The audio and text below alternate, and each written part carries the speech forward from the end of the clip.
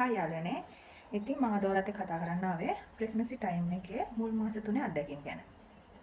එක එක අම්මලට අත්දැකීම් එක එක විදියයි. මේ කියන්නේ දැන් ගොඩක් අම්මලට කිසිම දෙයක් කන්න බෑ. කන දේ වමනේ දානවා. ගඳ සුවඳවල් එක එක විදියයි. කොච්චර සුවඳ පර්ෆියුම් එකක් වුණත් ඒක හරි ගඳයි. සමහර අම්මලා ඉන්නවා හස්බන්ඩ් ගාව ගඳයි කියනවා.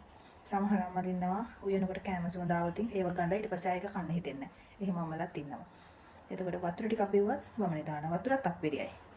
මුල් මාස 3 සමහර අම්මලට නෑ ඒක. සමහර අම්මලට කෑම ගැන කිසිම ප්‍රශ්නයක් නෑ. බබා බඩට ආපු දවස් ඉඳලම බබා හම්බ වෙනකම්ම කෑම ගැනවත් ඇඟේ මහන්සිය ගැනවත් ඒක මාර්ගයක්ම. සමහර අම්මලා ඉන්නවා එහෙම.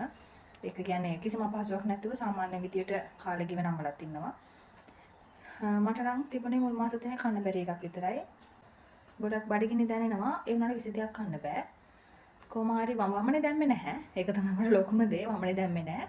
කිසිම දෙයක් කන්න පිළියක් තිබුණේ නැහැ. කොහමද එක දවසක් රෑ සුප් එකක් බොන්න හිතුණා. ඒකත් මං ආස රෙස්ටුරන්ට් එකක් තියෙනවා මේකෙන්. ඒකට ගිහිල්ලා දැන් හස්බන්ඩ්ම පැය භාගයක් විනාඩි 40ක් විතර දුර යන්න ඕනේ රෙස්ටුරන්ට් එකට.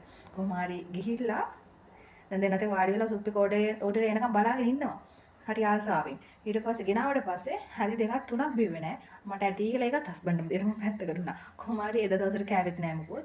හොඳන්නේ එනකම යෝගට් ඩ්‍රින්ක් එකක් බිව්වෙච්චරයි. ඒත් බඩගිනි වැඩි කමට. ඔය වගේ දේවල් තියෙනවා කිසිම දෙයක් කන්න බෑ. හස්බන්ඩ් මොනවා හදලා දුන්නත් අම්මා තාත්තා මොනවා හදලා දුන්නත් කිසි දෙයක් කන්න බෑ. සමහර අම්මලා ඉන්නවා ඉල්ලන හිතන ඕන දේ කන්න පුළුවන්. එතකොට මට තව දෙයක් වුණා මගේ මේ ප්‍රෙග්නන්ට් වෙන කලින් පිම්පල් එකක් දෙකක් තිබුණා. මහලු කොට තිබුණේ නැහැ.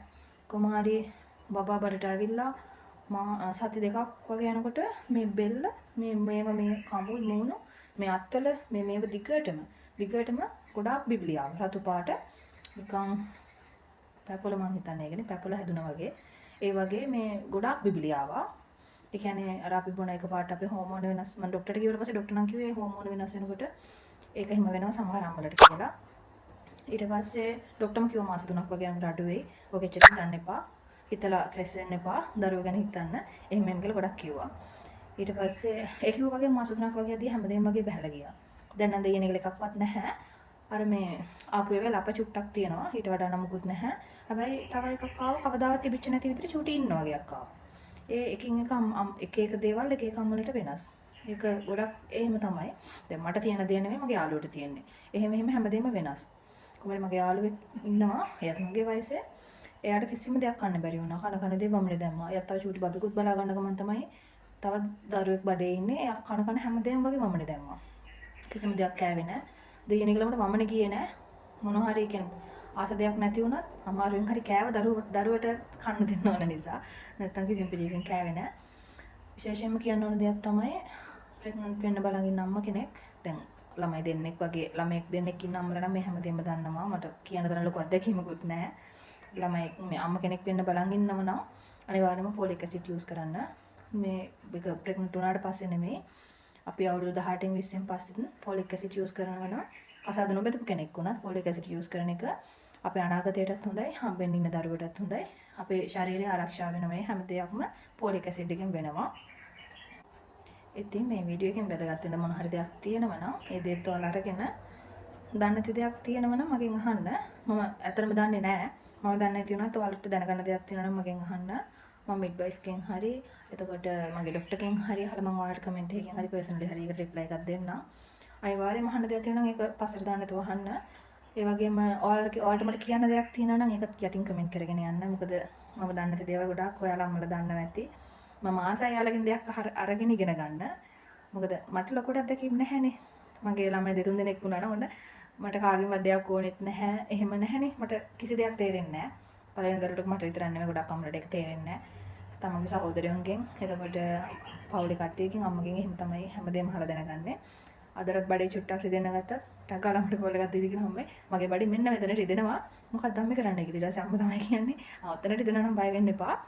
බඩේ යටිබඩ පැත්තේ වගේ රිදෙනවා වොත් ටිකක් මට කතා කරන්න ටක් ගාලා එහෙම කියලා කියනවා. ඉතින් ඒ නිසා ඉතින් අම්මා හස්බන්ඩ් දෙන්නම පස්සේ ඉන්න නිසා බය නැහැ. තව දෙයක් ඔයාලා දැනගන්න කියන්න ඕනේ මුල් මාස 3 ගොඩක් පරිස්සම් වෙන්න. වැඩි ගැස්සෙන තැන්වල බයිසිකල් වල එහෙම යනවා නම් ටිකක් අඩු කරන්න. කියන්නේ බයිසිකල් වලට පොඩ්ඩක් ගැස්සෙනවා වැඩිනේ. ඒක පොඩ්ඩක් අඩු කරන්න. ළමයි නැති වෙන පැත්ත වැඩි. එතකොට මුල් මාස ටිකේ කන්න හොඳ නැති දේවල් තියෙනවා. දැන් අපිට නම් කිව්ව මතක විදියට පැපල් කන්න එපා කිව්වා. ඔය වගේ තව ජාති කන්න එපා කියලා දෙනමට එච්චර මතකත් නැහැ. මේ එහෙම කන්න එපා කියන දේවල් කන්න එපා. මොකද ගොඩක් අම්මලගේ ළමයි නැති වෙලා තියෙනවා. අපි ළමයට ආතර වෙනවා. අපි කැමෙන් බීමෙන් ගොඩක් පරිස්සම් වෙන්න ඕනේ. ඒ වගේම තමයි අර මං කිව්වා වගේ දුර ගමන් යන්න එපා. ඒක මං විතරක් කියන කතාවක් නෙමෙයි. ඔය අම්ම කෙනෙක් වුණාම ඔය මිඩ්වයිෆ් අනිවාර්යෙන්ම වාට ඒක කියයි. ඒක ડોක්ටර් වාට කියයි. ගොඩක් දුර ගමන් යන්න එපා. හයියෙන් දුවන්න එපා. ගොඩක් මහන්සි වෙන්න එපා විශේෂයෙන්. මුල් මාස 3 විතරයි. ඊට පස්සේ නම් ඉතින් මාස 3න් පස්සේ සාමාන්‍යයෙන් බර උස්සන්න හොඳ නැහැ කියලා කියනවා. ඒත් ඉතින් අර මහන්සි වෙලා වැඩ කරත් එච්චර මේක ලොකු ප්‍රශ්නයක් වෙන්නේ නැහැ. මොකද අපේ රටේ දැන් ප්‍රෙග්නන්ට් වෙලත් මාස 8ක් විතර වෙනකනුත් අම්මලා රස්සාවල් කරනවා. එහෙම අම්මලා ඉන්න නැත්තම් ගොඩක් ඉන්නවා. එහෙම අම්මලා ගැන හිතාදී මට වෙලාවට ඇත්තටම පව් කියලා හිතෙනවා. කොච්චර අමාරුද. දැන් අපිට ගෙදර ඉඳලත් මෙහෙම මේ වගේ තැන් අවස්ථාවලදී අමාරු වෙනවා නම් ඒ රස්සාවල් කරන අම්මලට කොච්චර අමාරු වෙනවද? දැන් ඒගොල්ලන්ට කොහොම හරි නිවාඩු තියෙන්නෙත් මාස 2ක් වගේ මං හිතන්නේ. මේ මාස 2 ගන්න තියෙන්නෙත් ජොබ් එකට කලින් මාසයයි දරුවා හම්බෙලා මාසයයි 2යි හරි ඔන්න ඔහොම වගේ ගන්න තියෙන්නේ. එහෙම අම්මලා ඉතින් ගොඩාක් අසරණයි. දරුවෝ ගාවට හැදෙන්න තියෙන කාලෙත් අඩුයි. ඉතින් අදට මුල් මාස 3 එක්ස්පීරියන්ස් එක ගැන කතා කරලා ඉවරයි. තව වීඩියෝ එකකින් මම ඔයාලව හම්බෙන්නම්. ඒ දෙවෙනි මාස 3 ගැන කතා කරන්න. ඉතින් ඒක නැත් අපි බලමු මොනවද එක්ස්පීරියන්ස් කියලා. එතක පරිස්සමෙන් ඉන්න යාළුවනේ. බයි.